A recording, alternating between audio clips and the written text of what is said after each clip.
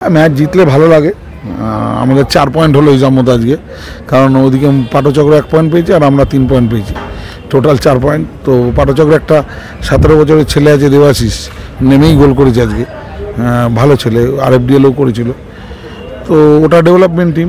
এখানে খেলা দেখলাম, ভুল ভ্রান্তি আছে, ওরাও চান্স পেয়েছে, আমরাও চান্স পেয়েছি। ফাইনালি একটুখানি আমাদের ছেলেরা গোলটা করে দিয়েছে বলে 3 পয়েন্ট পেলাম। এবং গত ম্যাচে লড়াই করেও হারতে হলো, সেখানে আজকে এই জয়টা, এইটা দেখো ওই দিনকে যদি গোলে বল ঢুকে যেত তাহলে হয়তো অন্যরকম রেজাল্ট হতো।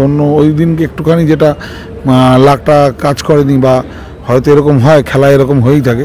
তো আগের দিন খারাপ খেলেনি, তো আমার ভরসা ছিল যে খুব খারাপ খেলবে না। তবুও বলছি আমরা আমাদের ইউনাইটেডের খেলার একটা বেঞ্চ মার্ক আছে, ওইখানটা আমরা একটু এখনও পিছিয়ে আছি। আমাদের খেলার যে স্ট্যান্ডার্ডটা, আমার ধারণা স্টিভের আর একটু সময় লাগবে টিমটাকে, কারণ ও সম্পূর্ণ টিমটা একসাথে পায়নি। তো একটুখানি আর কদিন গেলে মনে হয় একটু ভালো খেলবে।